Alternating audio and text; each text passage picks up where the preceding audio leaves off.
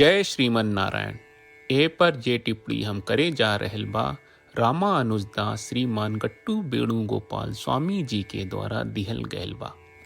अध्याय 17 श्रद्धा त्रय विभाग योग श्लोक 8। आयुस्सत्व बलारोग्य सुखप्रीति विवर्धनाः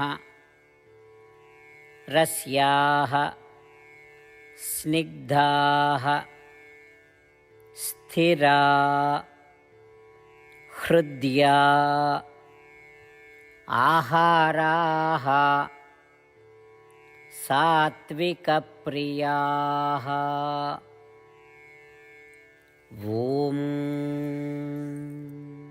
गीताचार श्री कृष्ण परमात्मा अर्जुन समेत हमनी सबके श्रद्धा त्रय विभाग योग सिखा रहल बानी। परमात्मा कह रहल बाड़न, हे अर्जुन, हम बतावत बानी कि सात्विक गुण वाला लोग के कौना तरह के भोजन पसंद बा। ओकरा जौन भोजन पसंद बा उ जीवन बढ़ावे वाला और ज्ञान बढ़ावे वाला होला। ओकरा ऐसन खाद्य पदार्थ पसंद बा जौन सदाचार, ताकत, स्वास्थ्य के बढ़ावे वाला, आराम देवे वाला और संतुष्टि और सुख देवे वाला होला। ऐसन खाद्य पदार्थ मीठे, रसेदार, तलेदार, प्राकृतिक रूप से स्वादिष्ट और सुखद होला। ई कह के श्री कृष्ण परमात्मा उ भोजन खाद्य पदार्थ के वर्णन दे रहल बाड़न जौन सात्विक प्रकृति के लोग के पसंद होला और बतावत बाड़न कि ई भोजन खावे से सात्विक प्रकृति के विकास हुई।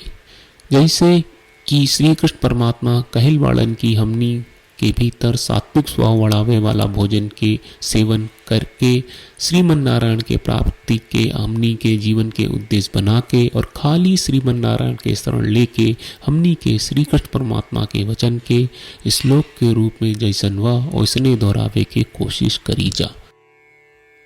आयुस्सत्व बलारोग्य सुखप्रीति विवर्धनाः रस्याः स्निग्धाः स्थिरा हृद्या आहाराः सात्विकप्रियाः। श्रीमद् भगवत गीता का पूरा सार श्री कृष्ण परमात्मा ने अध्याय 18 के श्लोक 65 से 70 में 8 काम करे खातिर दिले बाड़े। श्री कृष्ण कहले, हम ओ लोगन से प्रेम करनी जो लोग इन 8 बातन के मान तारे। हम ओ भक्तन के हर तरह से रक्षा करब।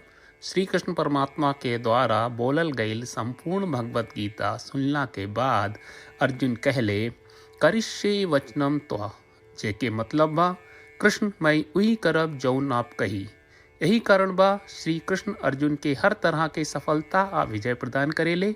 आई परमात्मा के आपन व्रत देई कि हमनी के ये 8 गौ कर्म के पालन करी जा। ई वचन परमात्मा के देवे से बड़न कौनो पूजा, तपस्या, यज्ञ नहीं। हम 8 प्रण कहब जौन हमनी के करे के चाहिए। आप सब कृपया इन्हन के आपन दिमाग और दिल में सोची।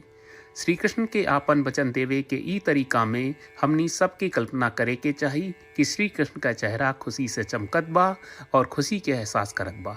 जय श्रीमन नारायण। यहाँ हमनी के 8 वादा बा। हमनी के पहला वादा, हे श्रीमन नारायण, आपका निर्देश के मुताबिक हम हमेशा तोहार ध्यान करब और तोहार बारे में सोचब। हमनी के दूसर वादा, हे श्रीमन नारायण, आपका सलाह का अनुसार हम हमेशा आपका भक्त रहब। हमनी के तीसर वादा, हे श्रीमन नारायण, हम आपन सब काम तोहरा सेवा के रूप में और तोहरा संतुष्टि खातिर करब। हमनी के चौथा वादा, हे श्रीमन नारायण, जैस की आप माने के कहले रहलू, हमरा बहुत विश्वास बा कि हम आपके होई और हम हमेशा आपन दोनों हाथ जोड़ के आपके नमस्कार करब और आपकी पूजा करब। हमनी के 5वां वादा, हे श्रीमन नारायण, हमरा के तोरा बात माम एकम शरणम ब्रज 1866 याद कहले, जहां आप हमरा के आपन का अर्पित करे का कहा। श्रीमन नारायण, मैं हमेशा तोहरे शरण में रहब। हमनी के 6वां वादा, हे श्रीमन नारायण, हमरा के तोहरा बात माँ सुचहा 1866 याद कहले कि आप हमनी के शोक ना करे का आश्वासन दे रहे बड़े। हम अब और शोक ना करब। हमनी के 7वां वादा, हे श्रीमन नारायण, आपने हमरा खातिर श्रीमद् भगवत गीता के वितरण करके हम सब के कृपा कहले और आशीर्वाद दहलेबा। हम वादा करत बानी कि रोजाना कम से कम एक श्लोक पढ़ब या सुनब। हमनी के 8वां वादा। हे श्रीमन नारायण, आप गीता के पूरा मानवता तक ले गयलू। हम गीता में आपके दिव्य वचन के उन भक्तन तक पहुँचावे के प्रयास करब जे गीता से अपरिचित बा। हे श्रीमन नारायण, हम उई करब जौन तू करे का कहब। हम ऐसन व्यवहार करब जैसन आप चाहत बानी और हम खाली आपका खातिर काम करब। श्रीमन नारायण के रोज आपन वचन देहल कि हम ओइस करब जैस आप कहत बानी, ई अपने आप में बड़न पूजा बा। श्रीमन नारायण, करशे वचनम त्वा। श्रीमन नारायण, हम तोरे निर्देश के मुताबिक काम करब। सर्वम श्री कृष्ण अर्पणम अस्तु। जय श्रीमन नारायण। आयुस्सत्व बलारोग्य सुखप्रीति विवर्धनाः रस्याः स्निग्धाः स्थिरा हृद्या आहाराः सात्विकप्रियाः। ॐ आयुस्सत्त्वबलारोग्य सुखप्रीतिविवर्धनाः रस्याः स्निग्धाः स्थिरा हृद्या आहाराः सात्विकप्रियाः।